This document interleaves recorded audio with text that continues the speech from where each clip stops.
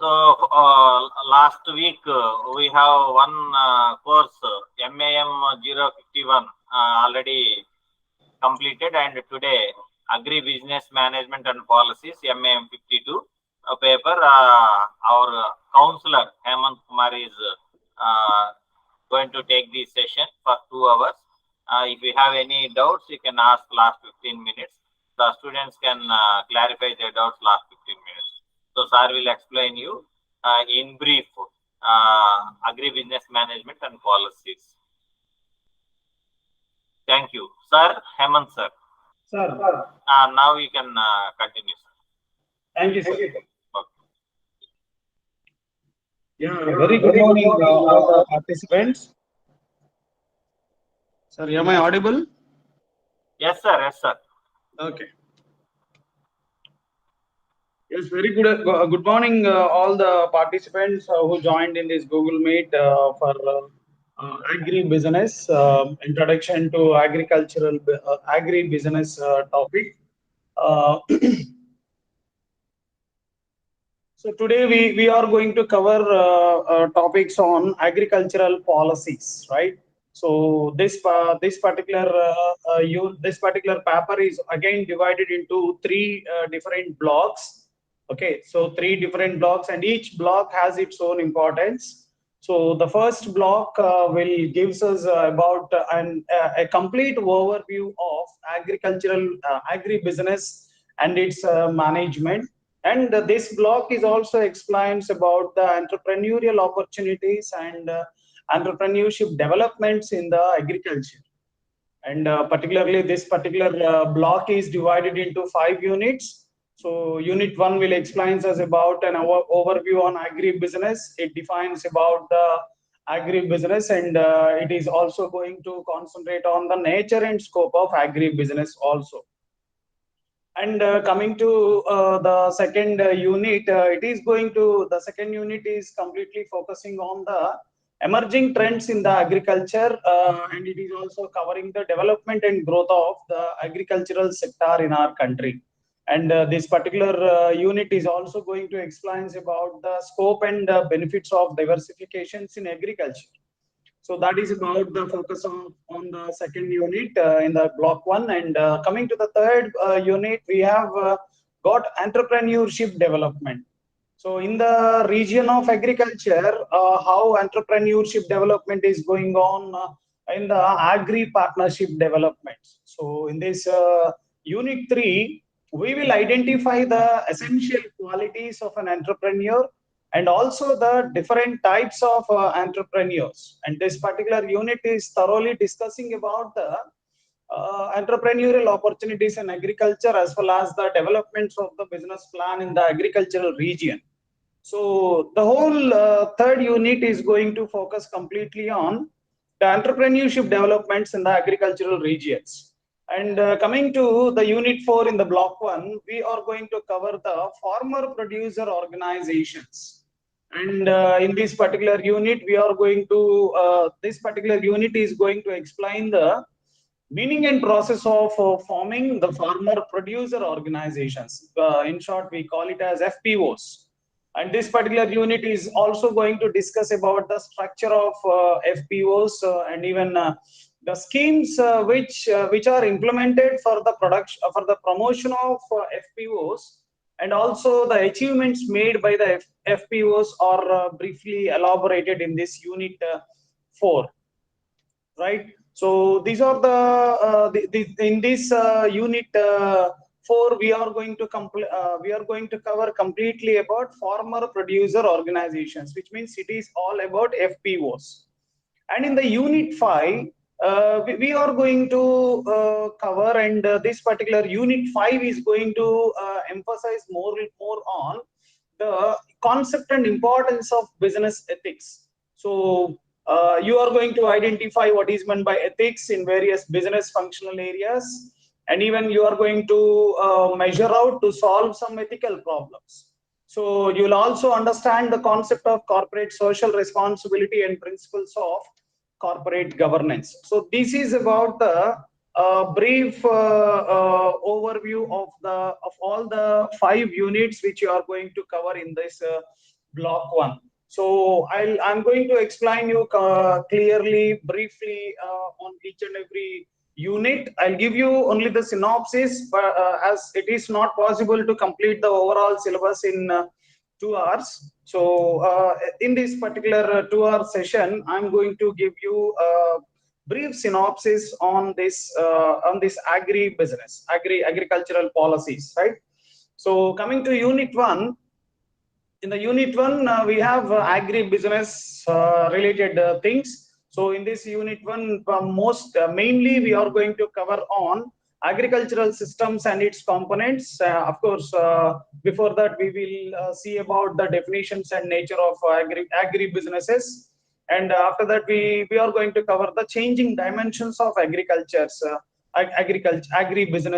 and even we are going to cover about the agribusiness infrastructures in the country. So this is about the these are the points which we are going to cover in the unit 1.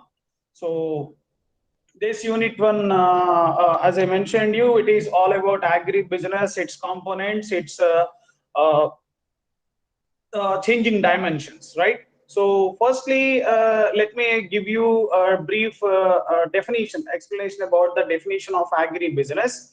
So the agribusiness is a term which is firstly used by John H. Davis in a speech he gave at a conference as business responsibility and the market for farm products. So this has been used in USA in 1955. His focus was on agricultural production, and he referred to agribusiness as the sum total of all operations involved in the production and distribution of farm commodities. So agribusiness is all about the business activities relating to the agriculture. The business activities which are available or the business operations which are available in the production and distribution of farm commodities. So in this particular agribusiness, if you want to define it clearly, agribusiness can be defined as the sum total of all operations, which means all the operations which are involved in the manufacturing and distribution of farm supplies, production operations on the farm, and the storage, processings, distributions, and also the items made from them. So this is about the definition of agribusiness. So agribusiness basically involves 3 sectors. First one is input sector, second one is farm sector, third one is product marketing and services sector. See, in the input sector deals with supply of inputs, both the consumables and durable products required by the farmers for producing crops, trainings, livestock, and other allied enterprises. And coming to farm sector, it undertakes the production of crops, livestock, even some of the forest products. And even product marketing and service sector includes firms or industries that are involved in processing, storage, warehousing, transportation, wholesaling, and retailing of products. So this is about product marketing, which means whatever all the services or whatever all the activities that we do for promoting an agri-business oriented products. So that falls under product marketing and service sector.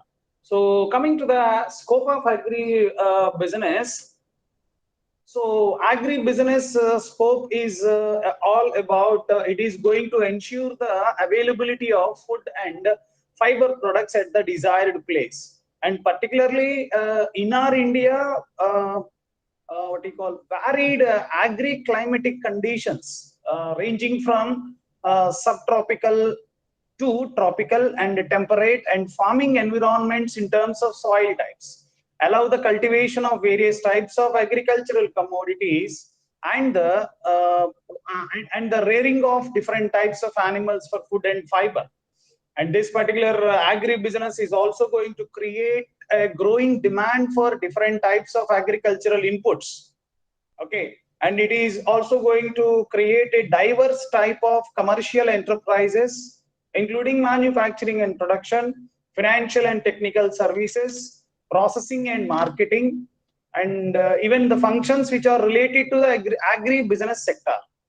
So, and agribusiness establishments is also going to help to strengthen infrastructural facilities, expand credit supply, enhance opportunities for raw material suppliers, and it is also going to promote the adoption of modern technology in the agricultural processings and productions, and promote the organized marketing of agricultural commodities and food products.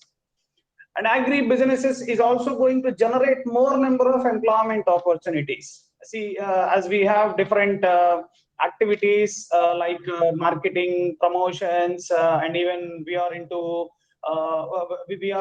fertilizer field.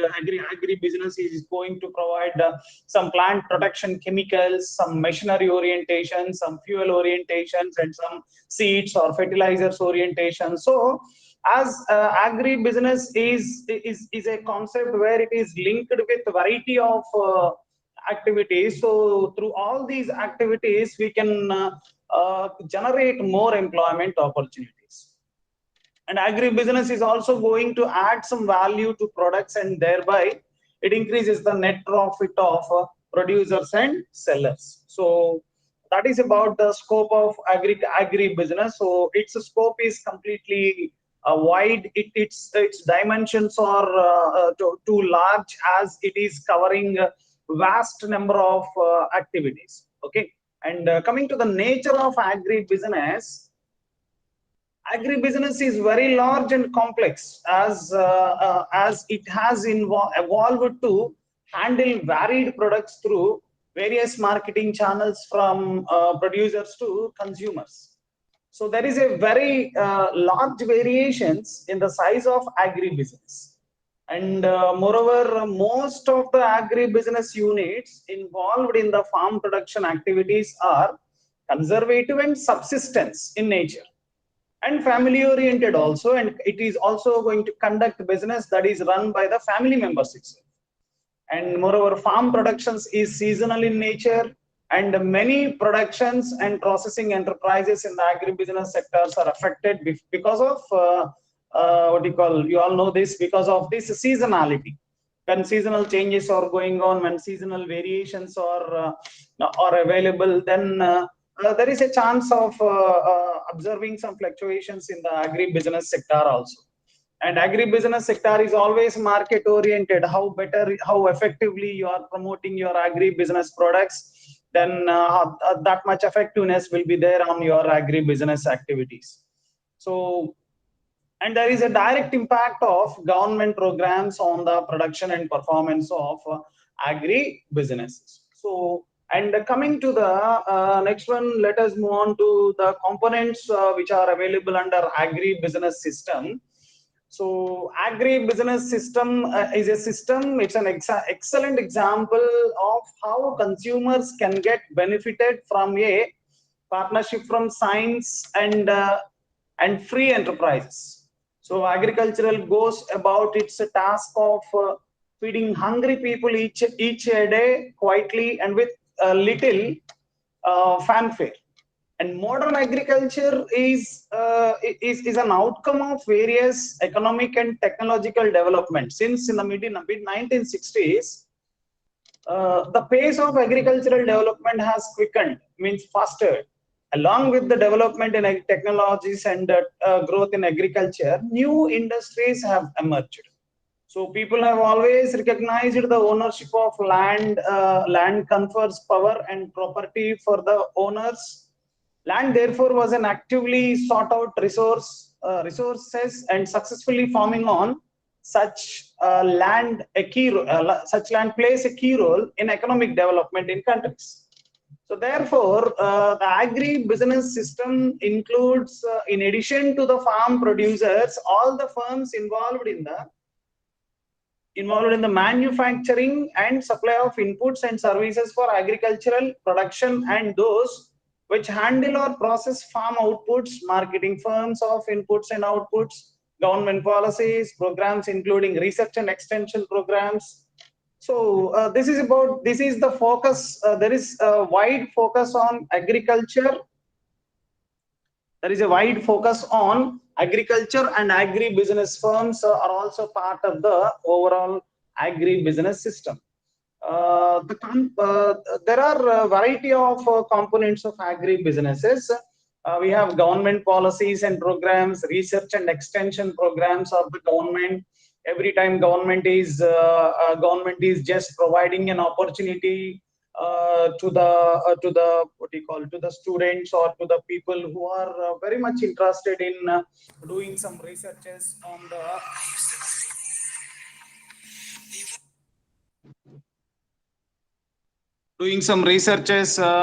the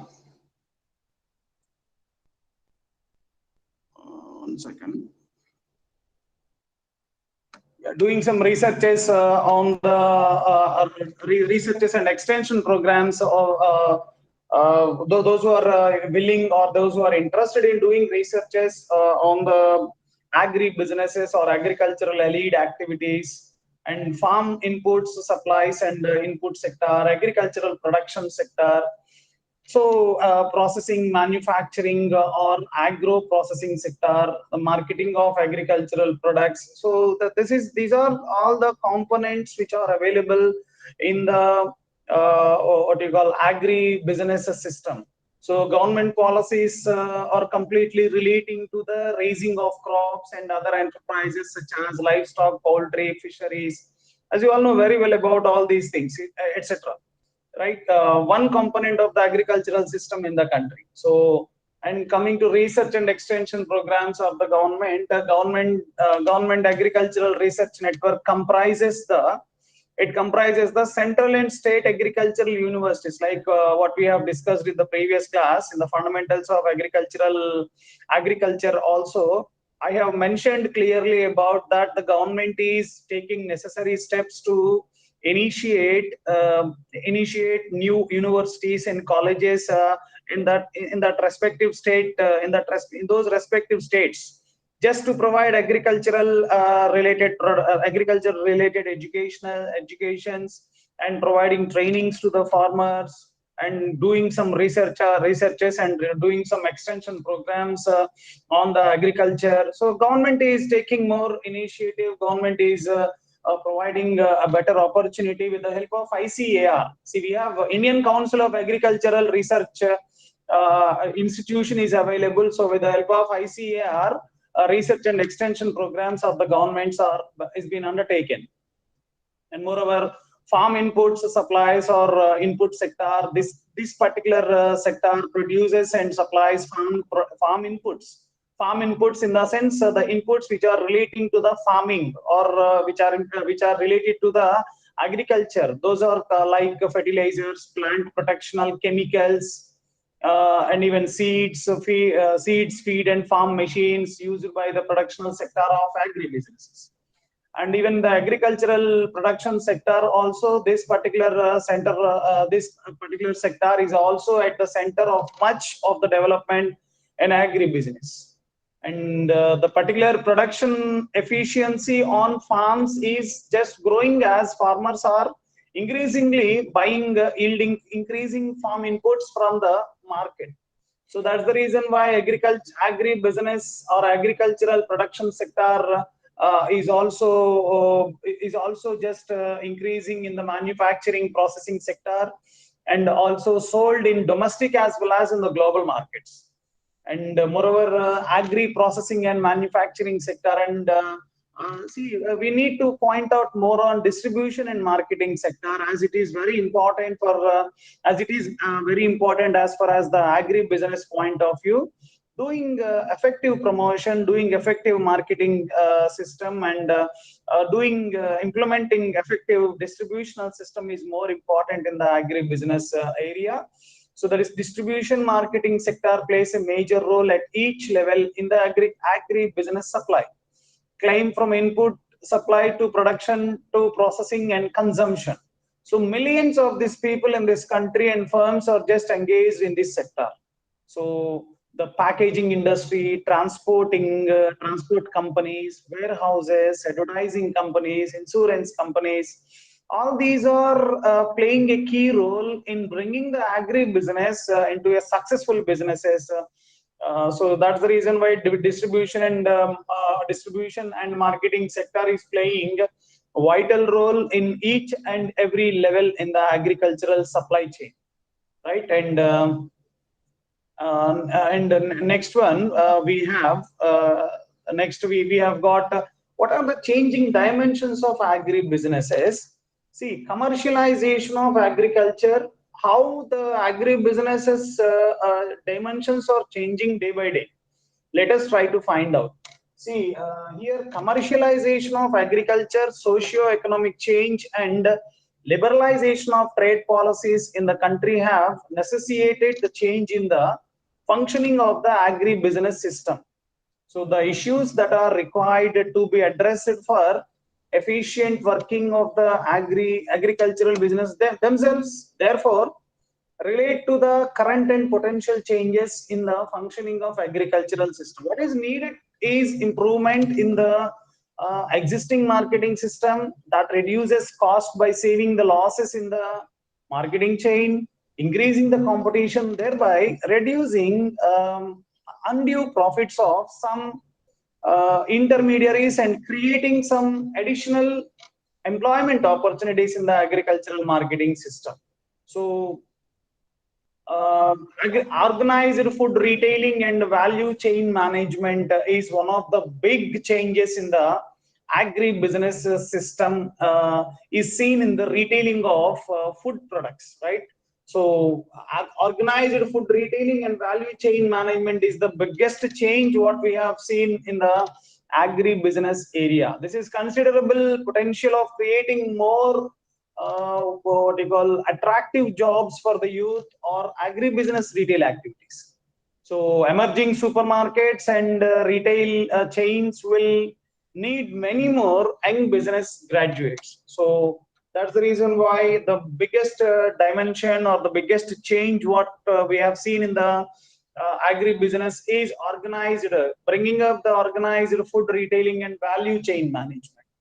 And the next one, that is and even not only creating an organized retail segment, organized food retailing and value chain management, we need to mention clearly about the expansion of organized retail segment also. So the entry of the organized sector in retail business brings with it more investment in the marketing, and it is also creates millions of jobs, but may also displace the existing self-employed people. So that is also one of the negative area where we need to focus on. The basic question is here the basic question is whether we need more relatively high profile jobs, or continue with the scenario where many families make a living through microscopically small one person or one family enterprises. So this is about the expansion of organized retail segment. And next one, entering that retail segment into global agri-business firms. So the other equal important issue relates to the entry of global agri-business firms in the Indian market for trade, particularly in the retail sector. So no doubt, global firms bring with them technology. Yes, of course, they have huge amount of capital. They have got huge amount of managerial skills, but it is going to, but they have only several other aspects need to kept in view while allowing foreign direct investments in the retail sector. So first, global firms by their very strategy maximize their profits by procuring or purchasing from globally cheapest markets, and indulge in dumping, leading to pricing out of domestic producers and local small retailers. And next initiatives are initiatives and measures against possible negative impact of modern retailing and organized supply chain. So considering the wide importance, by taking huge consideration and the wide importance of modern retail stores and emerging organized supply chains, keeping in view the arguments against these, there is a need for initiatives and measures that would help in taking care of the possible negative impact on some sections. So first, as we have seen in Bangladesh, non-government organizations in rural areas should become active in organizing farmers for increasing their bargaining power. And next, the existing traders and the retailers should be provided with liberal loan facilities. Okay, so that if they so desire, they can set up their own retail outlets and supply chains. So this is how these are some of the measures that we can that is possible against possible negative impact of modern retailing. And we have one more important element in this, that is contract farming. Another important dimensions, as we are explaining about the changing dimensions in the agri businesses, contract farming is also one of the changing dimensions in the agri business. So change in the agri business system in India is the emergence of contract farming. So the organized sector is using the contract farming model for sourcing its requirements for retailing, processing, or export purposes. So as per the statement of the Union Minister of State for Rural Development in the Parliament on in the year 2007, the total area under contract farming was it was nearly 4.26 lakhs hectares, 26 lakh hectares, and most of which in these states of Tamil Nadu, Punjab, and Orissa. In Tamil Nadu, we have got 2.37 lakh hectares is under contract farming. In Punjab, we have got 1.21 lakh hectares of land is under contract farming. In Orissa, we have got 0.6 lakh hectares of land is under contract farming. So this is the statistical data which are available in different states relating to this contract farming. In the recent years, some other states like Haryana and Karnataka have also witnessed contract farming agreements. So some of the major companies and organizations also have involved in contract farming, like Hindustan Unilever, we have Vimco, Pepsi, Foodpro, even National Dairy Development Board, Cadbury India, ITC, and even Reliance Agrotech, Godrej Agro. These are some of the companies who are who are entering into contract farming agreements. So even Larsen and Turbo, L&T, even Escorts, these are all the companies who are there, who are taking agreements in the contract farming model, who are using contract farming model. And it is also been traditionally a common practice for the paper industry, matchsticks manufacturers. Now contract farming has come up into seed production, paddy and vegetables, and even fruits like potatoes and tomatoes. So the most advantage of this contract farming is ranging from lower transaction costs for the contracting company to reduce the market risks for the producer farmers. So that is contract farming is one of the most and widely used agreement or widely used model which are available in the in the agri business area. And even we have got agro processing also. So agro processing is nothing but undergoing rapid transformation. Agro processing is all about undergoing rapid transformation, strong macroeconomic fundamentals, and changing socio-economic scene are driving what was once a traditional small-scale processed food production system into a modern industry. So agro processing industry in our India is being recognized as a sunrise industry with a vision to make India the food basket of the world. So opportunities of this agro processing and being created in agriculture is just evolving from traditional subsistences. So even the government of India implemented with the assistance of NABARD have helped to enhance the reach of modern farming technologies to farmers across the country and to promote commercial agriculture. So that is about agro processing and agro business infrastructures in the country. What kind of infrastructures are available as far as this agro business point of view? So there are number of primary production units, that is operational holdings in India is nearly 146.5 millions, of which 68.5% are marginal with less than 1 hectare of operational holding size. And there are around 5 million wholesale traders and 11.2 million retailers of agriculture and other commodities. So nearly 5 million wholesale traders are available in the agricultural businesses. 11.2 million retailers are available as far as these seeds, fertilizers, even plant protect fertilizers. To do all these things, we have got 11.2 million retail outlets also. 1.7 millions are estimated to be food retail outlets, and even 1.2 million are non-directory manufacturing establishments. So we have got very good agri-business infrastructures which are available in our country. So after observing this particular unit, so we are clear about the definition of agri-business, and we are able to understand the scope and nature of agri-business. So this is about the agri-business and changing dimensions in agri-business and nature and scope of agri-businesses in our country. And coming to the next topic, that is emerging trends in agriculture.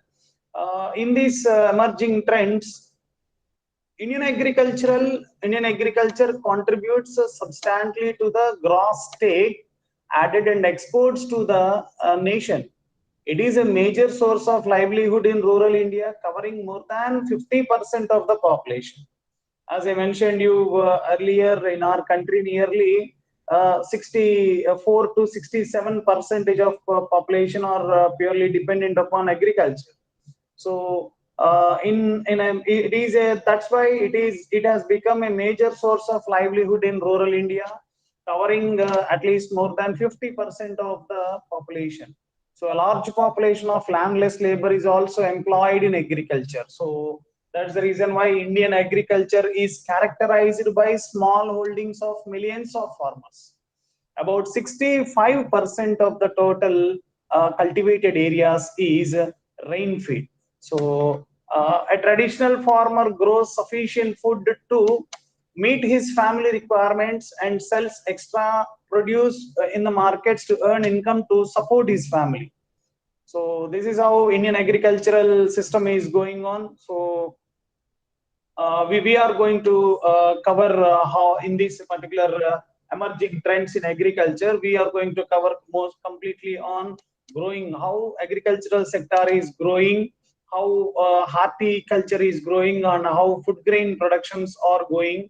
What are the diversifications that are available in the agriculture? What is modern Indian agricultural system and agricultural industry interfaces? Okay, and emerging trends in food processing sectors. And let us also focus on support measures for the agricultural sector also. So coming to growing agricultural sector, see, it is going to focus on three aspects. That is, first one is growing livestock sector, and the second one is growing horticulture sector, and the third one is that is increasing food grain production. So how agricultural sector is growing is, it is the livestock sector is just occupied a dominant place in the Indian agricultural economy. So the sector provides food, income, employment, and foreign exchange. So the sector serves as a store of wealth for farmers and provides drought power, organic fertilizers for crop production, and a means of transport. So the contribution of the livestock to the agriculture is about 25%, and the contribution is expected to increase further to market-oriented policies and made liberalization. India is the largest producer of milk in the world, and milk production reached up to 198.4 million tons in the market in the year 2019 and 20. So there is a spectacular growth in the consumption of livestock products in India. It has been observed, and major reason for this are urbanization, and of course you know that population development is there, population growth, and even the changes in the food habits among the population, and also it is an increase in per capita income in India. So that's the reason why there is a drastical growth, and there is a spectacular growth in the consumption of livestock products in our country. Coming to the horticulture sector, it is contributing to improving the income of the farmers through increased productivity, generating employment, and enhancing exports. So the horticulture sector has moved from rural confines to commercial ventures. See, initially horticulture sector is there only in rural areas. So, and it is being confined only to the rural confines, and now it is being moved on to commercial ventures. So the scenario of the horticulture sector is very encouraging. So the contribution of this particular horticulture output has reached up to nearly 33% of the total agricultural output. So, and the horticulture products in India, if you can observe how horticulture productions in India is going, it is nearly 319, 3,19,057 million tons during 2019 and 20, and out of which the contribution of vegetable production is 189.46 million tons, and the contribution of fruit production is almost 100.45 million tons. So there is a drastical increase in agricultural production is attributed in the area expansion as well as yield increase. And coming to the third one, that is food grain production. Coming to food grain, it has increased from, in India particularly, the food grain production has increased from 50.82 million tons in 1950 and 51. Okay, in the year 1950 and 1951, it is all about 50.82 million tons. It's been increased up to 303.34 million tons in 2019 and 20. So the worst drought of 2002 and 2003 has pulled down the country's food grain production to 174.19 million tons. So, and after that, however, even Indian agriculture has made a smart recovery with a production of 264.77 million tons in 2013 and 14. And now, as per the 2019-20 census, we have got 303.34 million tons. So, in under food grains, we have rice, wheat, coarse cereals, pulses, and even oil seeds. We have sugar cane, cotton, jute, and jute. All these falls under. All these are observing gradual increase in their production. So 305.44 million tons of food grains are available. If we can take rice, we have 121.46 million tons. Lot of statistical data are available. If you can browse in any government websites, you can find a detailed statistical data about the food grain food grain production increasing. And coming to modern Indian agriculture, as you all know very well, technology keeps on changing every day. So even the agricultural technology is also observing some advancements in the science and technology and its practical application in the field of agriculture. So now the farmers are using new techniques of agriculture production. See, previously in 1950s or 1960s and 1970s, if you can observe or if you can compare the methodologies or if you can compare the techniques what the farmers are using in the days of 1950s or 1960s or 1970s, and if you can observe in 2010, 15 and 20s, there is a drastical change of using the techniques in the agricultural system.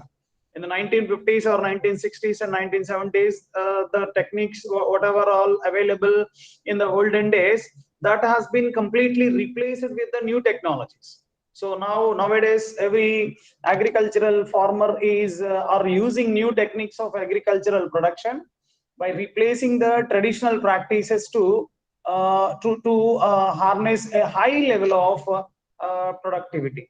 So consequently, agricultural production has increased substantially. So such achievements in maintaining the pace of agricultural production is with the growing population of humans and cattle are mainly contributed. So that is also one of the important growth what we have seen in the agricultural area. And coming to the diversifications of agricultural system, see, agricultural system has been diversified conventionally advocated as it is a useful strategy to reduce the effects of unpredictable variations in farming and tackle the concerns for food security and the degradation of natural resources. So the short term, there are some short term objectives of diversification essentially, which includes increasing the income of farmers, especially small farmers. In India, we have got nearly we have got farmer oriented people, farmers who are depend completely on agriculture, and we have got a huge number of small farmers. So the main intention of the agriculture is to the main intention of the diversification of agriculture is to increase the income of farmers, especially small farmers. And even this agriculture is going to generate full employment of farm resources, stabilization of farmers income across the different seasons. And coming to the long term objectives of diversification, the conservation of natural resources, and of course natural resources should be conserved, and the restoration of the natural capital of the firm. Natural capital means what you call soil health, natural pest controls, etc. And even reduction of dependence of costly inputs, increased resource use efficiency, increased resilience of agricultural production system, and what you call reduced environmental impact. So these are some of the long-term objectives of diversifications in agriculture. So altogether, thus diversification in agriculture may imply a shift from a less profitable crop to a more profitable crop. As the short-term objectives of diversification is clearly explaining about the increasing the farmer's income. So how can you increase the farmer's income? If you can shift from a less profitable crop to the more profitable crop, then there is a chance of understanding, then there is a chance of observing some diversifications in agriculture and the use of resources in diverse but complementary activities. So that is why diversifications of business is should be there. And so in what areas or what are the avenues that are available in the diversification of this agricultural activities is diversifications with pulses and oil seeds, diversifications with food crops, and diversifications with horticulture crops, and even medicinal and aromatic plants. So under these the avenues, the diversifications of agricultures have to be done. So so now let us find out what is the linkage between the agriculture and industry. So industry is getting connected with the agricultural activities, in what areas or on what basis these linkages is going to create. So for doing having production linkages, there is a link between agriculture and industry. Demand linkages, we have savings and investments linkages. So under these three main linkages, the agriculture and the industries are getting connected. So industrial requirements have been met by the agricultural sector. So for doing production, for creating demand, and for savings and investment linkages, there is the link between the agriculture and the industry is getting what you call started. And coming to the rural industries,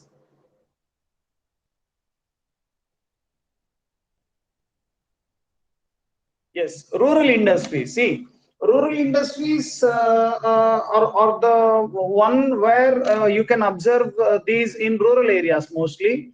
Even the government is also providing some subsidies and even some benefits to the industries which are there in the rural areas. So rural industries is going to embrace all industries which are run by rural people in or near their homes as a part-time or full-time occupation, either as a caste industry or a traditional profession. So these are based primarily on the utilization of locally available raw materials and skills and small amounts of capital. So the various industries can be broadly categorized into cotton industries, agro-based industries, and small scale industries. And in what areas does these rural industries can start? See, a program of rural industrialization should consider the feasibility of setting up the types of industries. See, processing of agricultural produce, this should be there in rural area, and industries that utilize agricultural byproducts, development of village handicrafts and cottage industries, professional service sector. So these are the types of different industries which should be which are the suggested areas for rural industries. And now let us find out what are the emerging trends in the food processing sector. Food processing sector. See, there is an increasing trend in the use of non-synthetic chemical preservatives for fresh or minimally processed foods. So this is all about food processing. So food processing sector, what are the emerging trends which are available in the food processing sector? New trends in the food areas of food processing, namely food manufacture, preservation, packaging, and quality control are being observed in the food industry due to various reasons like changing food habits and the demand of the consumers. So for this reason, the food processing sector is just changing day by day. Innovative packaging and storing are being evolved to tackle the problems of conventional package system. See, some food items should be packed properly. So for this reason, some innovative packings is being brought up, and storing are being evolved to tackle some problems of conventional packaging system.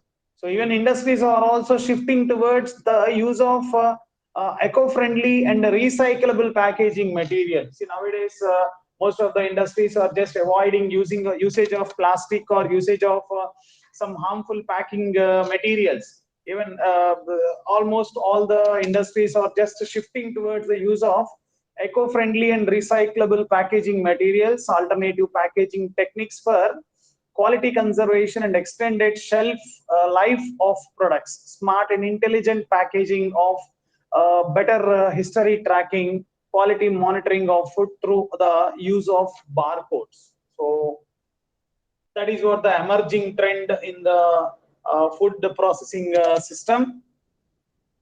And supportive measures for the agricultural sector. supportive measures are institutional finance in agriculture. Corporate cooperative credit societies are also available to assist the agricultural sector. And agricultural sector, in the sense for doing agricultural activities, or the people who are involved in farming the agriculture. So the farmers are also getting benefited through these cooperative societies, and farmers are also being supported through these institutional finance in agriculture. And even farmers are getting loans, or farmers are also getting financial support through the commercial banks. And we have RRBs also. RRB stands for regional rural banks. Okay, regional rural banks also is supporting the farmers who are there in the agriculture. And even microfinance initiatives are also available. Of course, it's a cost effective but it is sustainable way of expanding the outreach of banking system in the rural power. And even in all these ways, institutional finance in agriculture is happening. And as I mentioned you, agricultural marketing reforms, various initiatives to facilitate efficient agricultural marketing in the country. What are those major reforms? Are amendment in the State Marketing Councils Act, promotion of direct marketing and contract farmings, development of agricultural markets in the private and cooperative sectors, stepping up of pledge financing, expansion of future trading to cover all agricultural activities, introduction of negotiable warehouse receipt system, and use of information technology. So these are some of the agricultural marketing reforms which are available nowadays. And small farmers agribusiness consortiums, SFACs, are also available. When you talk about SFAC, it has been established in 1994 to facilitate the people who are there in agri-business ventures by catalyzing private investments through venture capital assistance scheme.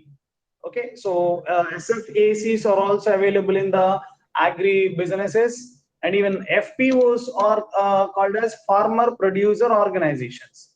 So farmer producer organizations are also available. So and even agri-business subsidies are also available in the support as a supportive measure for the agricultural sector. So for FPOs are all there, agricultural subsidies are all there. Agricultural subsidies, who provides agricultural subsidies? As an agricultural subsidy is a government payment to farmers and agribusiness to range the prices of farm food commodities, manage their production and supply through appropriate input use. So the basic objective of these producers' incentives are to stimulate agricultural growth and the adoption of new technology. So for this reason, as a supportive measure, the government is offering some agricultural subsidies who are there in the agri-business, and even agricultural price support also. See, the fixation of prices, selling of the agricultural products in the market, agricultural product promotions, all these been taken care by the government as a supportive measures to the agri-business areas. And coming to the next one,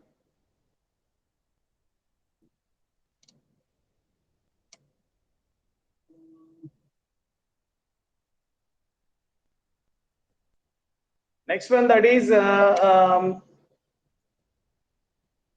information and communication technology, ICT, information and communicational technology. So how ICT is playing in the agricultural sector as well as in the agri-business areas. So the world is witnessing, as you all know very well, the whole world is witnessing an information revolution. Okay, so particularly if you can observe, particularly in India, it is going to bridge the agricultural knowledge gap between the client needs and various stakeholders. So that's the reason why information and communicational technology are emerging as operating tools. So ICTs has proved to be effective and efficient tools to support agricultural extensions. So through this, with the help of this ICT, there is a decision support. It can provide alternative solutions for problems, and even there is a chance of having direct access to information to the farmers. So the farmers, to the farmers, this particular ICT is going to help to overcome the problems of multi-step distortions and minimization of time and distance barriers. So these are all some of the benefits with the help of ICT, where it is doing up in the case of agri businesses. Next one, let us move on to the third topic, that is entrepreneurship development. So entrepreneurship development, coming to the entrepreneurship development in the agricultural area.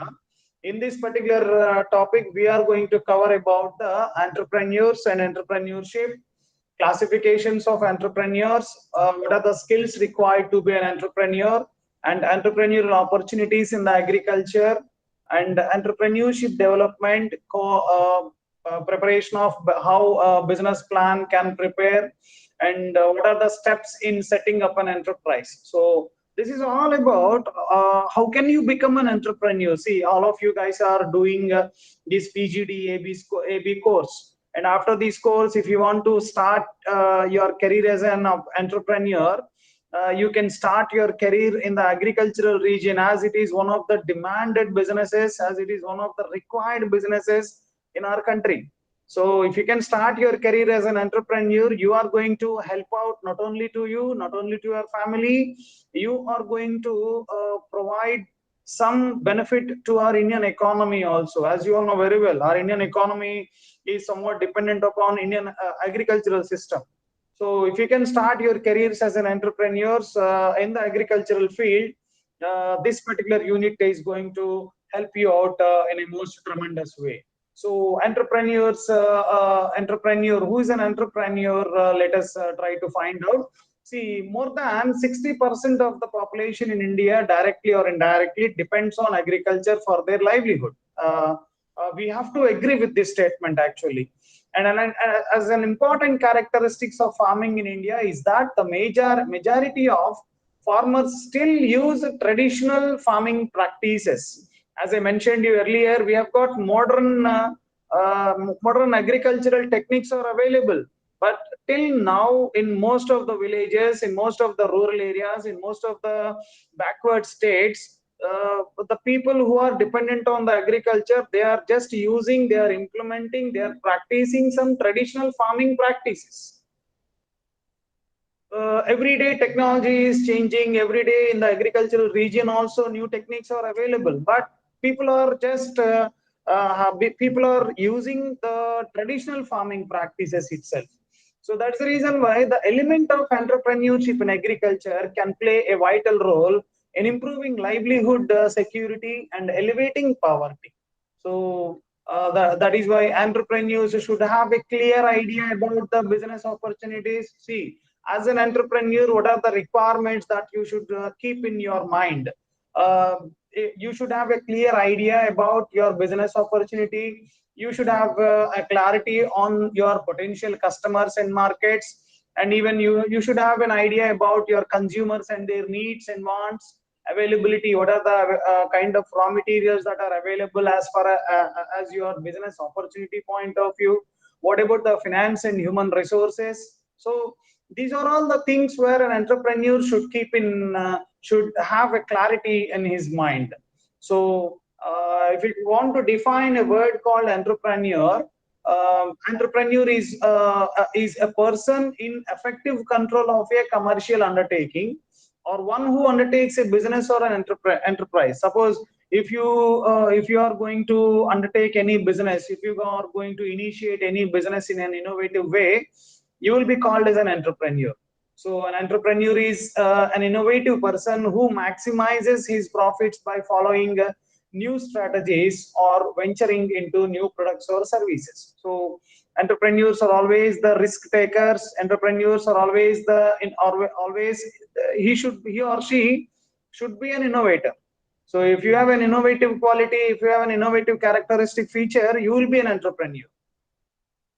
So entrepreneur performs one or more of the one or four of the activities, that is perceive and identify opportunities for profitable investments, exploring the prospects of stating a manufacturing enterprise, obtaining necessary industrial licenses, and arranging initial capital, supply technical knowledge. So these are the points where the entrepreneurs should perform on.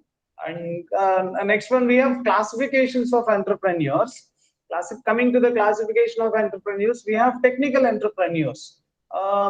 Completely, the greatest strength of the technical entrepreneur is a skill in production technique.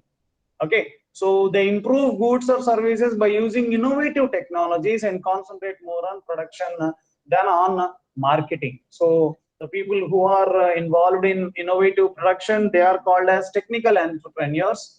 And coming to non-technical entrepreneurs, here they are not at all concerned about the technical aspects of the product, but their focus is completely on marketing and distributional strategies. See, technical entrepreneurs are focusing on the productional techniques, innovative producting techniques, but the non-technical entrepreneurs are focusing on the marketing and distributional strategies, more or less on production.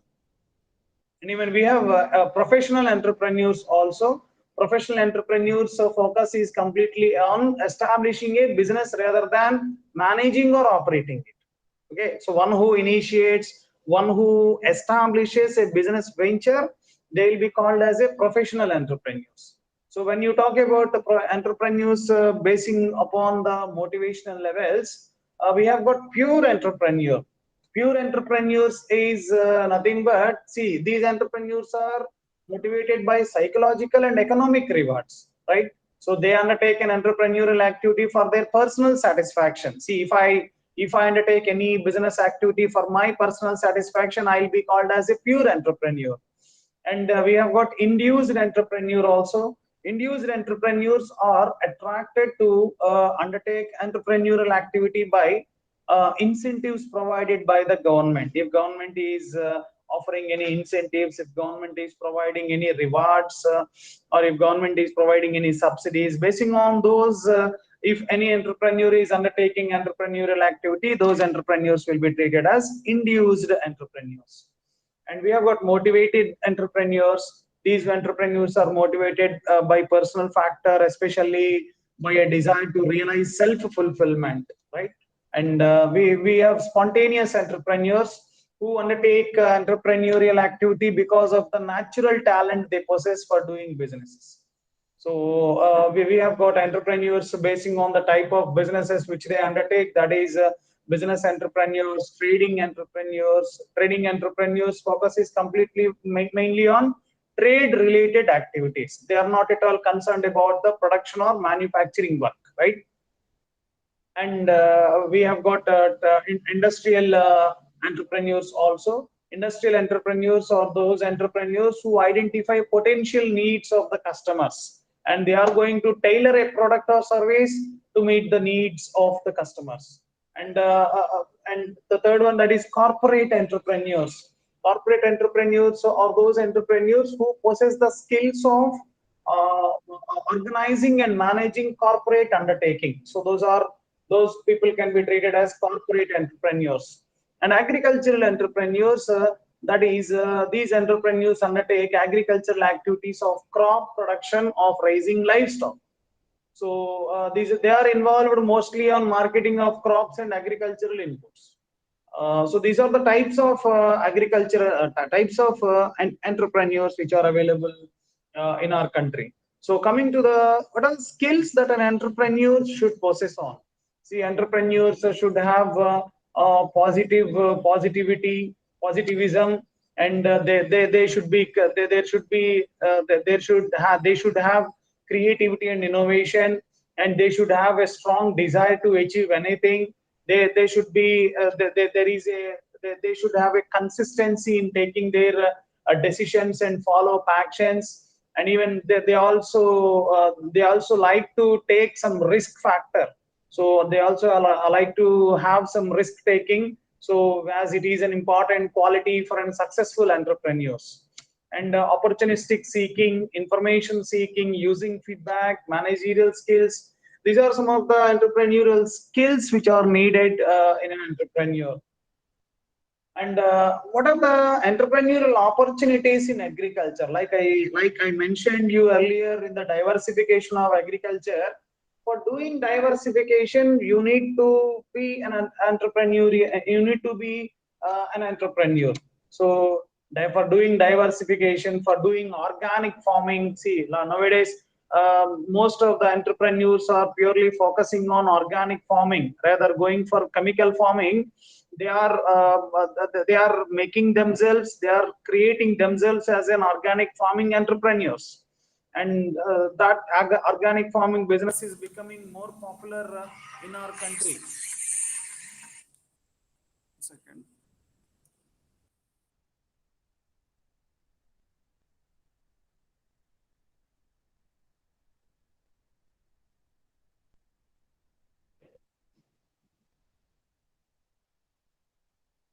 Am I audible?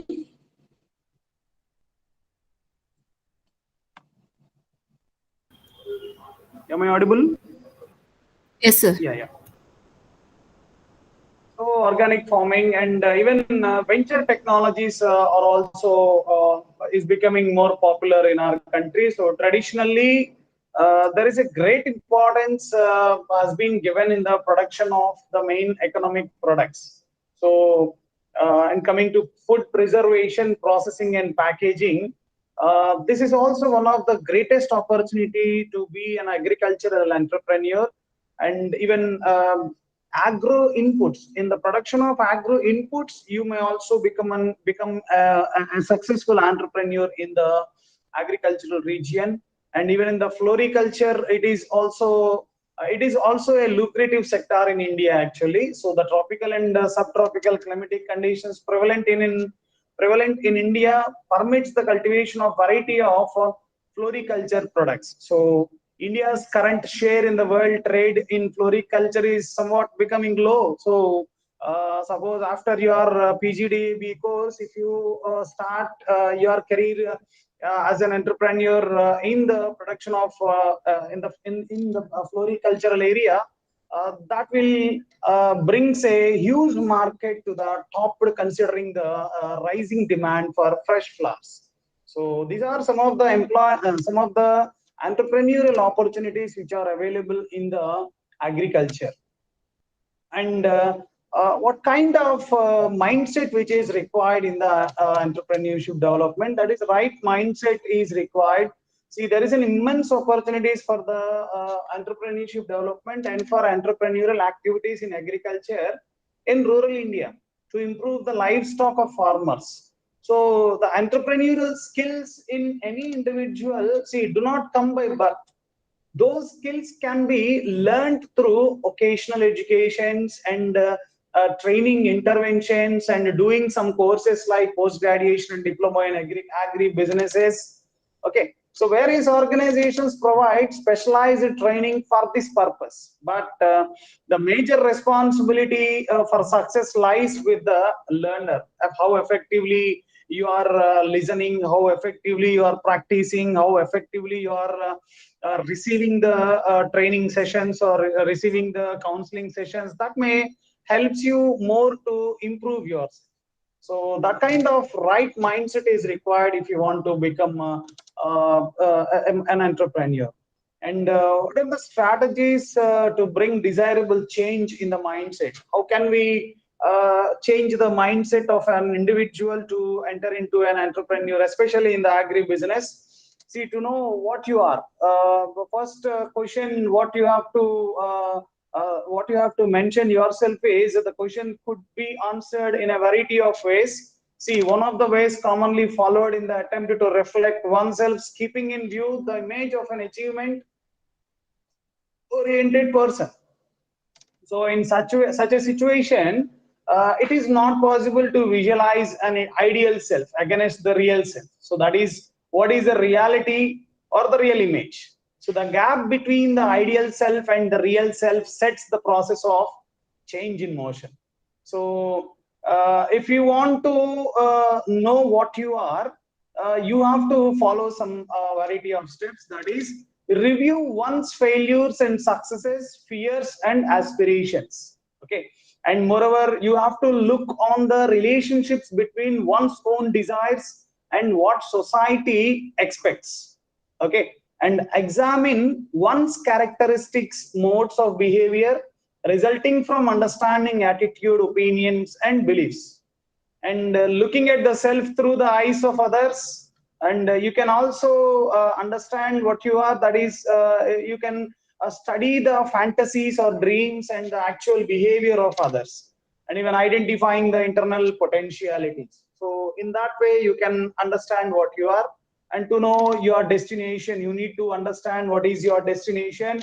And that may helps you to change your mindset to become an entrepreneur and to believe that you are the master of your own destiny. No one is going to help you out, or no one is going to create your destiny. You are the only one who has to create your own destiny to be an entrepreneur. That in that way you can change your mindset. And to develop a positive self-image, you have to develop a self-image also, to understand what you are. So coming to the entrepreneurship development, how can we what do you call, and how can you process for starting a new business ventures too is embodied in the entrepreneurial developmental process. So how entrepreneurs develops, how entrepreneurship development is happening in our country. We have the whole process is being classified into 4 phases. That is, identification and evaluation of opportunity. You need to identify and evaluate the business opportunity, and after that you need to develop a business plan. After that you need to identify and determine what are the resources required to implement your business plan, and finally you need to go for implementation and management of your enterprise. So these are the 4 phases which are involved in the entrepreneurship developments. So in our India particularly, what are the different types of entrepreneurships available? See, we have sole proprietorship business, we have partnership business. In the partnership business also, we have got 3 segments, that is general partnership, limited partnership, family ventures. So these are the 3 types of entrepreneurship phases which are available in the types of entrepreneurships. And coming to the corporate entrepreneurship, see, it is nothing but it is a process of encouraging innovation within existing companies through motivated employees who are supported with company resources. So it is a process used to develop new businesses, products or services or processes in an existing organization to generate revenue growth. So corporate entrepreneurs are also classified as administrative entrepreneurs. We have got opportunistic entrepreneurs. Opportunistic entrepreneurs are the people who are very talented personnel, is given the freedom to pursue opportunities, right? And acquisitive entrepreneurship. Acquisitive entrepreneurship is nothing but corporations actively count on other firms and entrepreneurial startups rather than developing ideas through research and developments. Initiative entrepreneurship, incubative entrepreneurship. So these are some of the corporate business, corporate entrepreneurships. And now let us focus on how to prepare a particular business plan. How to prepare a particular business plan. Before that, let us try to find out what are the components which are required in the business plan. That is, first one, we need to have an executive summary. This is an introductory part of your project plan. Project is nothing but here, whatever the type of business idea that you want to implement, that your business idea is nothing but your project. So in the executive summary, see, executive summary is nothing but it's an introductory part of the project plan. So the this particular executive summary will explain us completely about the readers' attention. It is going to help them to be in an imagination, and it is also going to convey the flavor of the rest of the plan. So it is going to explain the vision and mission scope of the business enterprises. What are the products and services that the business is going to manufacture? What kind of market profile they want to have? What kind of production processes they want to deliver? So these are the this is about the executive summary.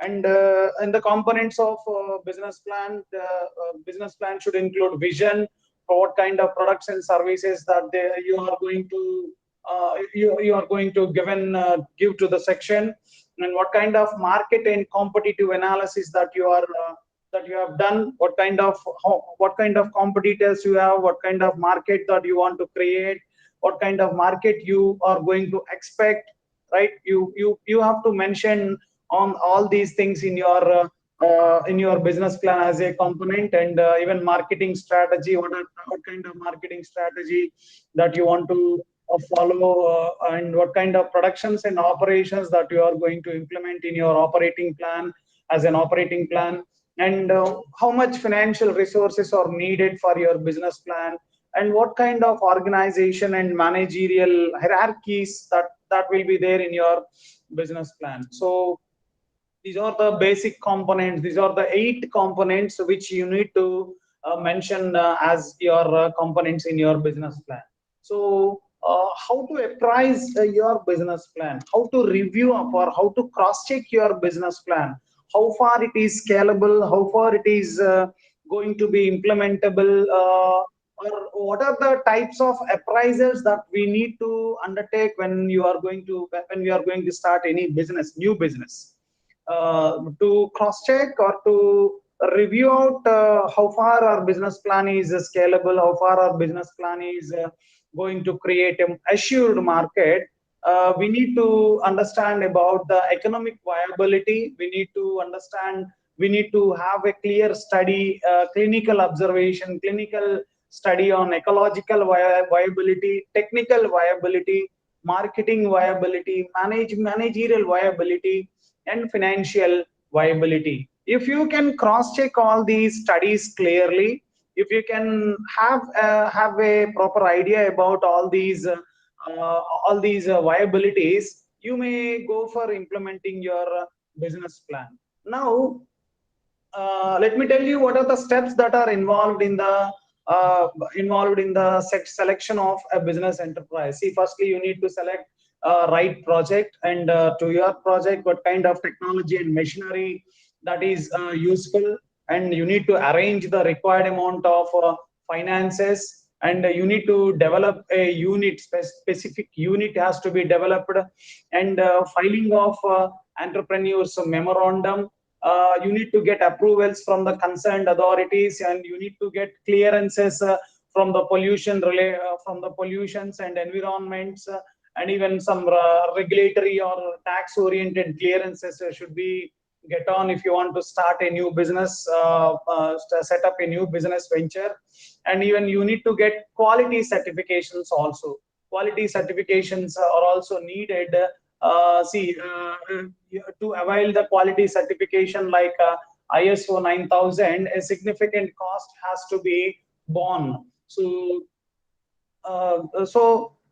these are the steps involved in setting up a new enterprise. So in that way you can be an entrepreneur. You can be and you can start your entrepreneurship. You can be an entrepreneur, and you can become a part and parcels in the development of our Indian economy. And coming to the next one, that is farmers producer organizations, FPOs. As I mentioned you clearly earlier, FPOs is nothing but farmer producer organizations. So under these farmer producer organizations topic, we are going to cover about the differences between the farmer production organizations and cooperations, program implementing agencies, and concepts relating to FPOs, structure of FPO, schemes. What are the schemes which are very important for the promotion of FPOs and progress of FPOs? So what kind of role that the state governments or institutions are supporting are playing in supporting the FPOs. So in the developing countries, particularly in the developing countries, agriculture plays a pivotal role, as you all know very well. So small and marginal farmers accounts for 85% of the total operational land holdings in India. So in 2002, through the amendment to the Indian Companies Act 1956, the government of India enacted the Producer Companies Act by incorporating a new section, new section in the Indian Companies Act 1956, based on the recommendations of YK Alag committee set up on or before for this purpose. So since farmers or the producers are the equity holders of the company, a production company as an organization provides an appropriate framework for owning the company by the producer themselves. So the need to organize farmers, especially the small holders, is a well-established fact. So FPOs or a farmer producer organizations is the phenomenon of collectivization of farmers to improve their bargaining power, to access financial and non-financial inputs and services and technologies, reduce transaction costs, tap high value markets, and enter into partnerships with private and public entries on more equitable terms. So for this reason, FPOs has been started to improve their bargaining power to access financial and non-financial inputs. So what is the differences between the profit farmer producer organizations and farmer producer cooperatives? In the registrational part, farmer cooperatives should get registered under Cooperative Societies Act, but producer companies should get registered under Indian Company Act. The objective of the cooperatives is a single objective, but the objective of this producer company is multiple objectives they have, and completely the activities or the operations are completely restricted and discretionary as far as the cooperative, but entire Union of India in the case of producer company. Like this, we have got different differences between the producer companies and cooperatives. And FPOs, farmer producer companies, what are their characteristics, if you can observe? So it's a corporate body registered under the Companies Act, Indian Companies Act 2002. Ownership and membership of such companies are held only by primary producers or producer institutions, and members' equity cannot be traded. So the classes of a private limited company shall be applicable to the producer companies, except the classes specified in the Producer Companies Act from see, there are some classes in the Indian Companies Act relating to these producer companies from 581 subsection A to 581 ZT, which make it difference from a normal person or normal private or limited company. So these are some of the characteristics which a producer company should hold on.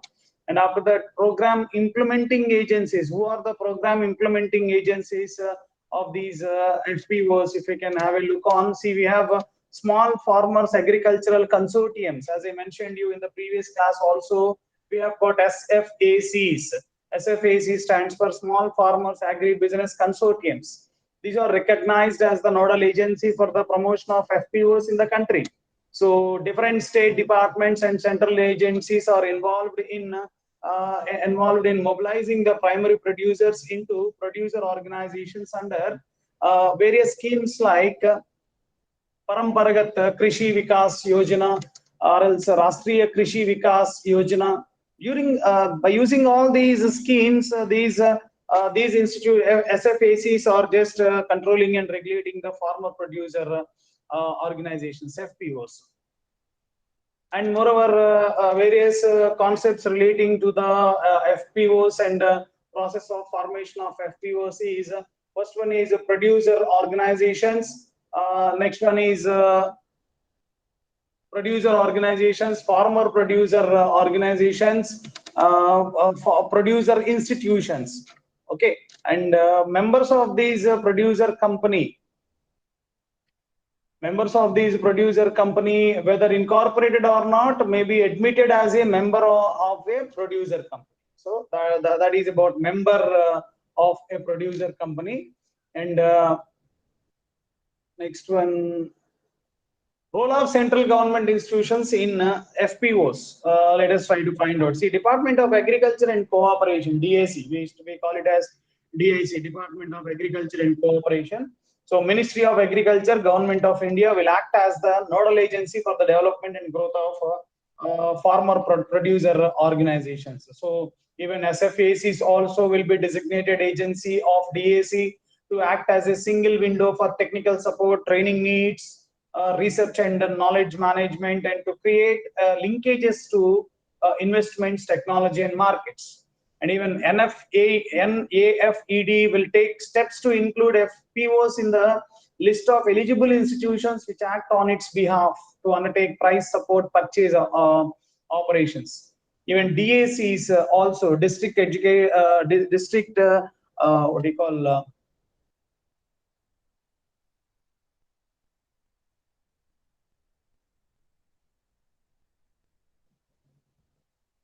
yes, DACs is also DACs will work with the Food Corporation of India, FCIs, and even state governments are also encouraging them to include FPOs as procurement agencies under the minimum support price, MSPs. Okay, and role of state government. See, under central government, they have got central what do you call FPOs is been organized, and FPOs is been controlled and supported by SFACs, DACs, NCDCs, NAFEDs. Okay, these are some of the institutions which are supporting FPOs at central level. In the state level, the FPOs is being supported besides encouraging state governments to take up the formation of FPOs on a large scale through centrally sponsored and state-sponsored programs and schemes, which means under state government there are a few specific institutions which are supporting the FPOs. Especially DAC suggests some steps to be taken to the state government to support and strengthen FPOs or by cooperative registrations, making provisions for easy issue of licenses, and even state government is also supporting the FPOs as producers of certified seeds, samplings, and other planting materials, and extending production and marketing subsidies. So in this way, state governments are also supporting FPOs. So promotion, how the process of promotion and development of FPOs are happening. See, initially cluster identification should be done, and after that diagnostic study, feasibility study, and after that we need to go for baseline assessment. After that, business planning. After that, we need to go for mobilization of farmers, organizing and formalizing, resource mobilization, system development, business operations, assessment, and audit. These are the various steps which are available in the process of promotion and development of FPOs.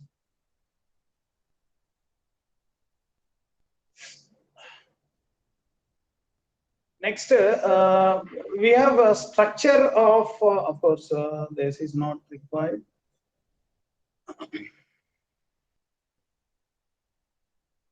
Yeah, structure of FPOs. What could be the structure of FPOs? See, for FPOs, under FPOs, we have general bodies, executive bodies, and after that, board of directors will be there, and after that, chief executive officer. Under Chief Executive Officer, FPO staff, and after that local resource persons, right? So all these people are involved in doing planning, implementing, and monitoring how FPOs are working and how FPOs should functionize. So what is the need of FPOs? What is the need of farmer producer organizations? See, economies of to increase the economies of scale, to have a capacity building and improved access to extension services, and to have a better market linkages and information, better income through value addition and aggregation, better access to credit facilities, mitigate risk, improve bargaining power, and build social capital, increase food and nutritional security. So this is about the structure of structure and the need of FPOs. And after that, we have what are the schemes that are available under for these FPOs? See, the government of India is offering agricultural marketing infrastructure, AMI, we call it as AMI, agriculture marketing infrastructure. And we have mission of integrated development of horticulture and operational green operation greens, creation of backward and forward linkages, and even Reserve Bank of India and planning institute and financing institutions are offering schemes like financing schemes for FPO up to 2 crore under the direct agri finance under priority sector lending. RBI is providing this. And even 100% tax exemption for FPOs with annual turnover of up to 100 crore for 5 years. Cash credit terms are also available to these FPOs. And even NABARD, coming to the NABARD is also giving some schemes to these FPOs like advisory committee, national advisory committee, dedicated web portal system, training modules, seminars, state value, FPO campaigns. NABARD is doing all these things. SFACs are also doing providing some schemes like equity grant fund, credit guarantee fund scheme, venture capital assistance, and even Indian ICAR Institute is also offering technical support to FPOs through KVKs. So these are some of the schemes which are available to the FPOs for bringing better functioning of these FPOs. So what are the problems that the FPOs are facing is lack of technical knowledge or awareness, lack of inadequate professional management, or weak financials. Even FPOs are struggling about the lack of irrigation mechanism, which means upgraded technologies are not available as far as these agriculture point of view. And there are some ownership issues and convergence of resources, lack of skilled human resources. So these are some of the constraints that the FPOs are facing at present. So for the better functioning of these FPOs, state governments, central governments are providing a lot of schemes. Even RBI is also providing schemes. ICAR is also supporting these FPOs for the better functioning and improving the productions in the agricultural region. So now let us move on to the last one, that is business ethics. So under the business ethics, we are going to cover about what is meant by business ethics, what is the need of business ethics, what are the ethical what are the kind of ethics which are there in the business functional areas when you are doing marketing, when you are going for financing, when you are going for production and IT, or when you are looking for human resource management, what kind of ethics that you need to implement, especially in the businesses, and what are the measures to solve ethical problems, what is meant by social responsibility, and how you have to handle about the corporate grievances. So these are the kind of things which you are going to cover in this business ethics. Um, See, in this particular business ethics, corporate social responsibility and corporate grievances have become topics of interest in the present times worldwide. See, in the recent areas, shocking stories of corporate misconduct and wrongdoings have brought these topics. See, uh, uh, I'll tell you very briefly.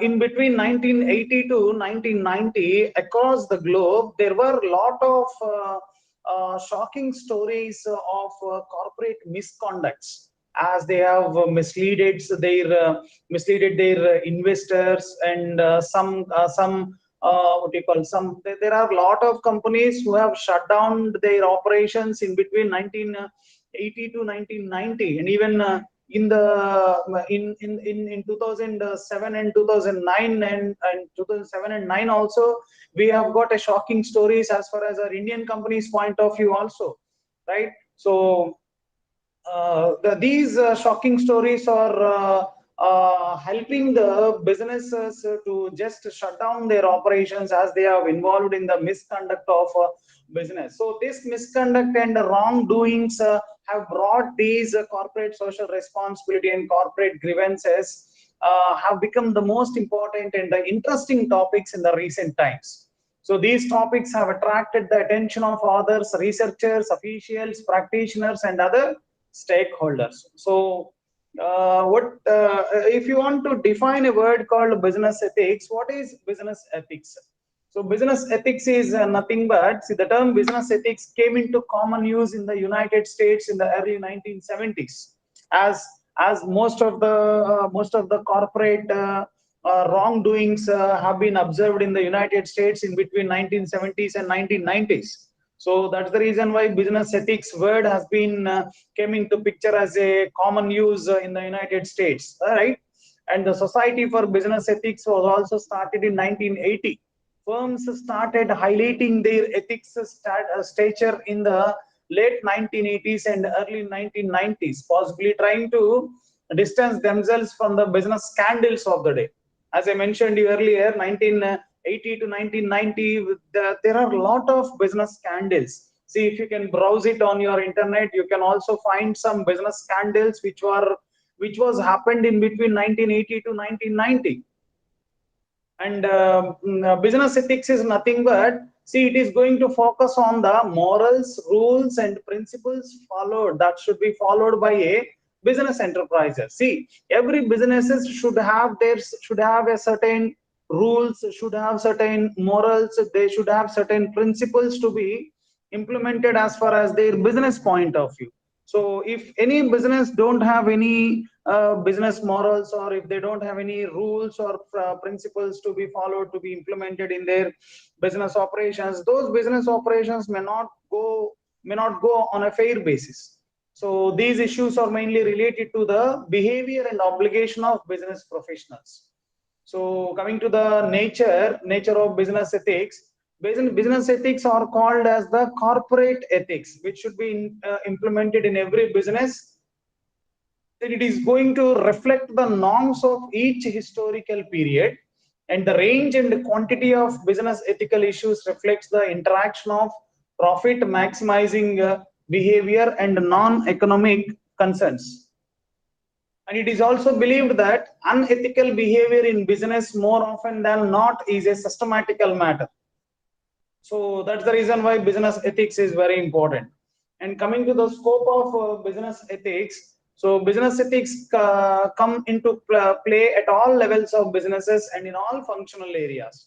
So every business, it doesn't matter what kind of size that business is having, what kind of capital that the business is forming, what kind of business dimensions that they have, what kind of market they have created. Doesn't matter what kind of business it may be, irrespective of its size, nature, scope, or else financial matters, or else the success or failure. Every business have to have certain business ethics, or have to have certain business rules and principles. So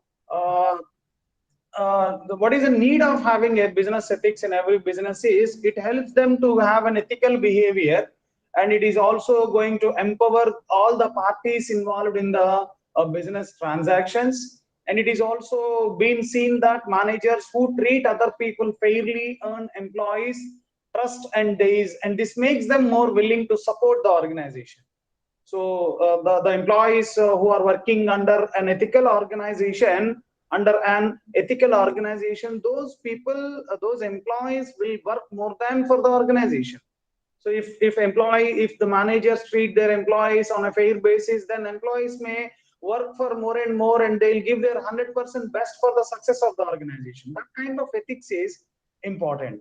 And ethical behavior is intrinsically valuable also. So those who behave humanly, and their dealings with the others, and who are concerned with the welfare of the organization and society, are rewarded with peace of mind that carries to price tag. So that kind of business ethics is very important. See, don't try to deceive when you are going to do your marketing practices. So the marketing departments is one of the most important departments of a company, as it is going to generate revenues by disposing of products and services for a profit.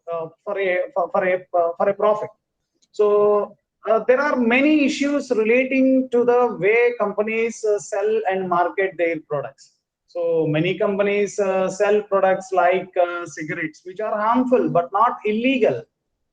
Many food products, especially junk foods and soft drinks, also are bad for the health. Production, marketing, and distribution of junk foods is a big ethical dilemma, because the products are not illegal, and they create negative impacts on society in terms of health concerns for consumers, especially the young generation. So for promoting all these, for marketing all these kind of junk foods or cigarettes or even soft drinks, these products contains some harmful ingredients to the health. So even though it is not illegal,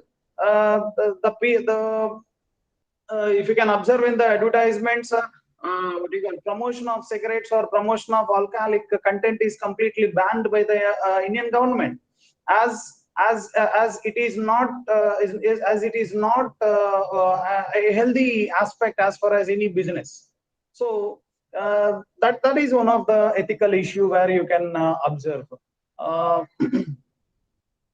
And marketing practices are deceptive if customers believe they will get more value from a product or service than they actually receive. So deception, which can take the form of misrepresentation, omission, or misleading practice, can occur when working with any element of the marketing. So don't try to deceive your customers. Don't if any deceptions, or if any deceivings, or if any exploitations is happening in the case of customers while marketing a product, so those are all unethical issues. So those unethical issues should be resolved, and ethical issues should be implemented when you are doing a marketing.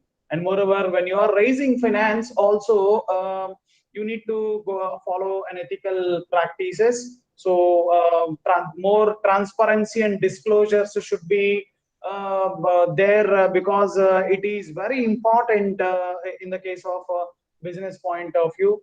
So financial frauds should not be there, and money launderings laws are there for them, but ethics are more important. See, that's the reason why to avoid financial frauds, to avoid some financial confusions, or to avoid some financial financial deceivings among the investors.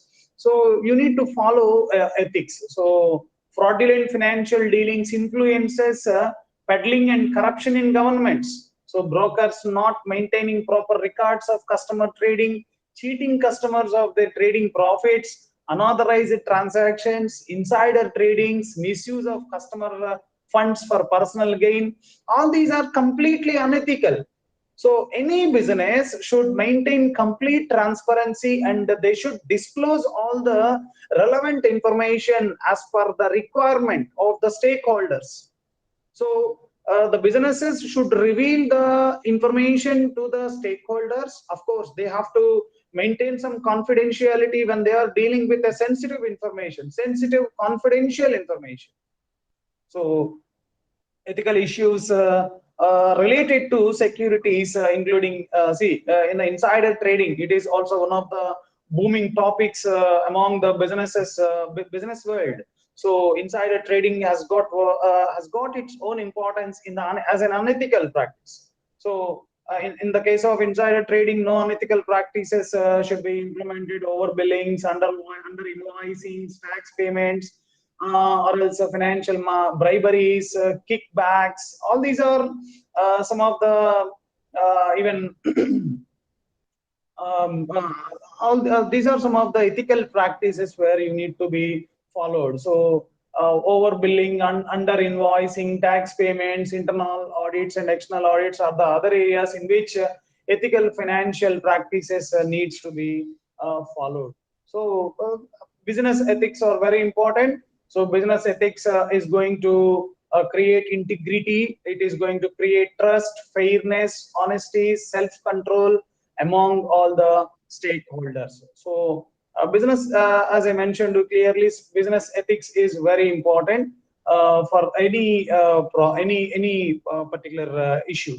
So what are the, sir, if you may ask me about, sir, how can we solve the ethical problems? How can we solve the ethical problems, unethical problems in the businesses? See, an ethical committee of senior managers must be constituted at first. Firstly, we need to constitute an ethical managers committee. An ethical checklist or code of conduct may be developed. Secondly, right? Secondly, a code of conduct may be developed and it should be circulated to various departments of the organization. And coming to the third one, a training and developmental program may contain topics relating to ethical issues and code of ethics. When you are giving any training sessions, when you are offering any developmental sessions to your employees or to the various departments of an organization, you need to add all these topics related to ethical issues and code of ethics. So this will help managers and employees to keep updated in themselves as how to resolve ethical issues. So that these are the ways that you can resolve the ethical problems in your businesses. And coming to the corporate social responsibility, see, every business should have a social responsibility. Social responsibility of a business means the obligation of business enterprises to make decisions and to take necessary steps for the well-being of all stakeholders in society while focusing on its own objectives. And of course, their objectives are important. Their objectives are given more priority. At the same time, besides meeting their own personal objectives, they should focus on. One second.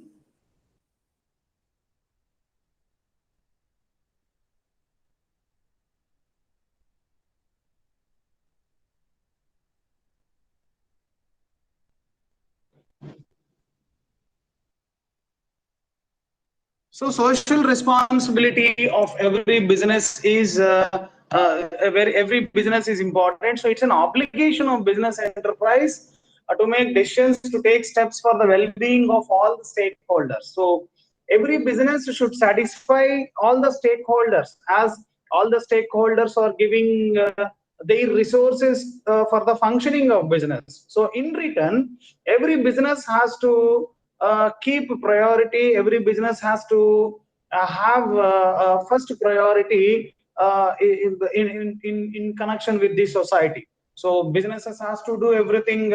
So every decision of the managers may have social implication. Be it the opening of a new branch, closure of an existing branch, replacement of men with machines, laying off employees, subcontracting, etc. So that is what the business responsibility of every business. So all affect society in general and concerned stakeholders in particular. So therefore, striking a balance between measures of well-being of society and own interest. So that is very important. And in social responsibility of business towards different stakeholders, like every time I am using a word called stakeholders, like who are the stakeholders that every businesses has to show responsibility? See, They have to show responsibility towards the owners, responsibility towards their employees, responsibility towards their consumers, responsibility towards government. So among all these stakeholders, every business has to show its own responsibility. So, and see, there are some voluntary guidelines which was given in the year 2009 as far as the corporate social responsibility. So the corporate social responsibility should normally cover about the care for all stakeholders and even ethical functioning, respect for workers' rights and welfare, and also they have to respect for human rights, and even they also have to take care about the environment. They should respect for environment, and all the activities relating to social and inclusive development, they have to add on this. So their social corporate social responsibility policy should be there on all these areas. And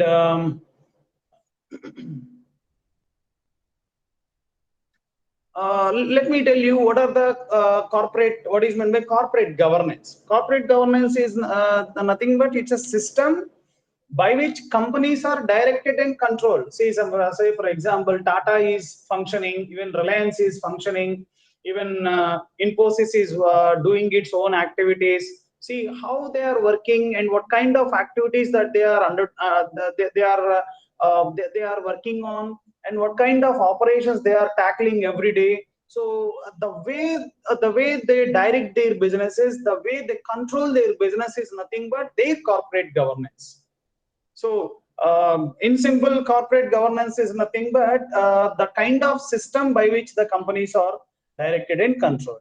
So it's a conscious, deliberate, and sustained effort on the part of a corporate entry to strike a judicious balance between its own interests and the interests of various constituents of the environment in which it is operating.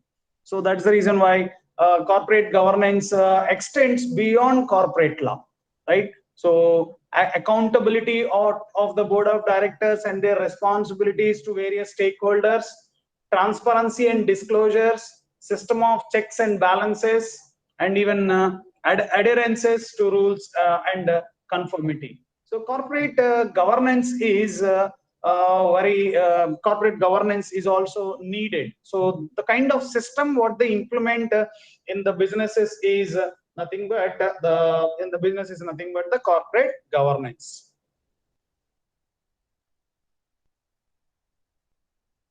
So to build a corporate governance system, develop in India, we have got some developments. See, in the year 1996, see, after observing, as I mentioned you when I am dealing with the business ethics, in between 1980 and 1990, we have got some sad stories in the corporate bodies. So there are a lot of corporate bodies who have closed down their operations. So with that impact, Indian government has taken necessary steps to constitute some committees to see how corporate governances are undergoing in the various businesses which are being established in our India. So for this purpose, Rahul Bajaj committee has been constituted in the year 1996, and they have submitted their reports to the central government. And moreover, Kumar Mangalam Birla's committee 2000. See, this is one of the most prominent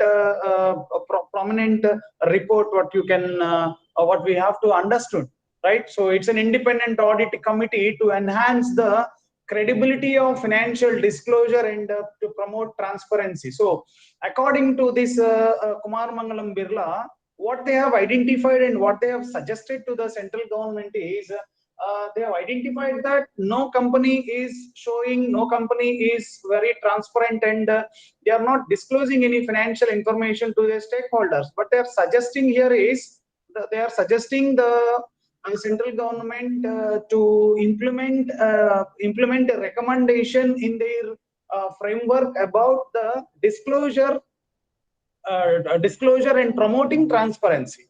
So stakeholders have to show a great degree of interest and involvement on the appointment of directors and auditors. And even in the 2002, Naresh Chandra committee also been constituted, and even Narayan Murthy committee also constituted by SEBI under the chairmanship of NR Narayan Murthy.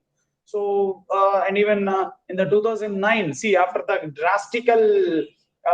drastical dismissal of these Satyam computers, corporate governance voluntary guidelines have been given in the year 2009. So these are some of the committees which has been constituted for having proper corporate governance guidelines in the development of our India.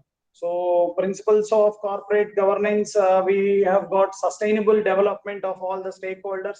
Why we need to have corporate governance? See, we need to have a sustainable development of all the stakeholders for having effective management and distribution of wealth, for discharging of social responsibility, for application of best management practices, for compliance of law in letter and spirit, adherence to ethical standards. This is how the principles of corporate governance should be implemented. So this is about the corporate governance and business ethics, corporate social responsibility, corporate governance, and business ethics. Okay. So this is how agricultural businesses have to move on. They have to focus on all these 5 units, right? So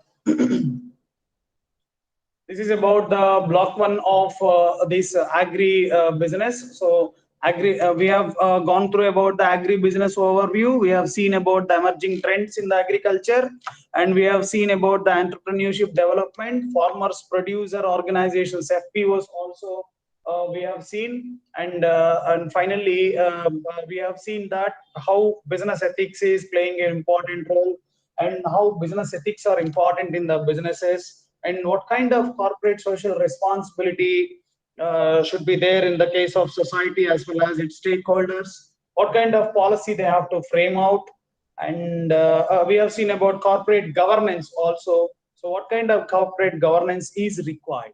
So these are the 5 units which are available in this introduction to agri business, agri policies.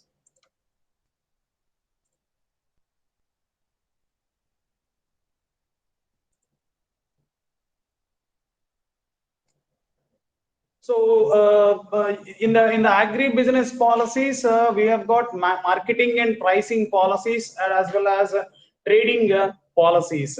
So marketing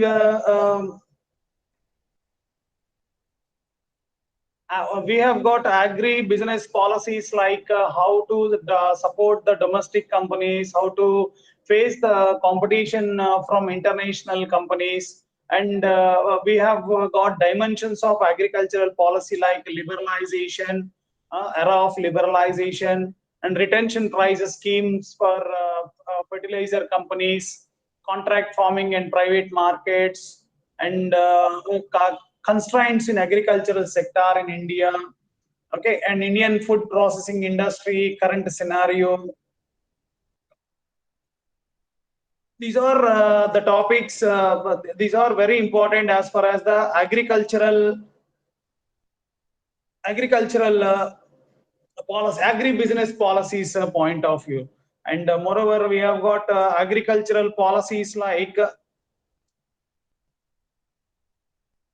see, public distribution and its public PDS, public distribution system, is also playing an important role in the agricultural system.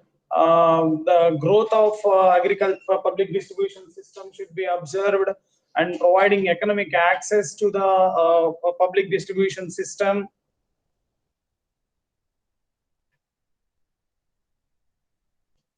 So even ICT is also playing an important role in the marketing of products. So marketing of agri-business oriented products. So the block 2 is all about the agri-business policies. Agri-business policies and what do you call even World Trade Organizations also have got some agreements in the Indian agriculture. So it explains us about the competitiveness, ministerial meets, right? So international moment of agricultural projects, and even surplus in agricultural trade. So trade related agreements, changing composition of agricultural exports. So all these things are happening all these things are available under agricultural policy. So please go through all the topics which are there in the 3 blocks, so that you can easily understand and clearly. So that's it from my side today, and I'll meet you in the next class with on next subject. So that's all, sir. Can you hear me, sir? Yeah, I'm here, sir. Good evening, good afternoon. Today class almost completed 1 o'clock, already 1 o'clock.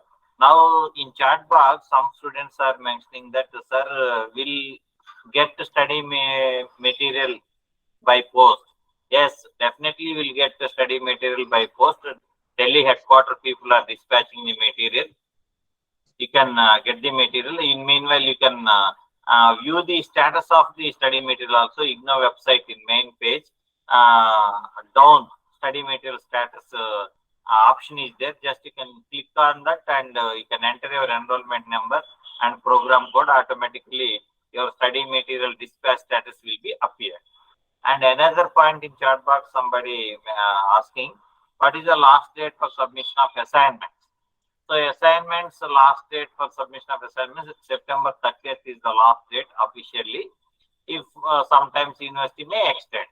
So be ready for the assignment submission 30th of September 2023 for this batch. Those who are joined in January session. This is from my side, and tomorrow again same 11 to 1 o'clock will be there, and another Sastry sir will take this session, and day after tomorrow Sambat sir will be taken, Hemant Kumar will be taken. So today's session is closing. Thank you one and all. Sir, thank you, sir. Hemant Kumar. Sir, thank you, sir. Thank you very much, sir. Thank you, sir. Thank you, sir. Thank you.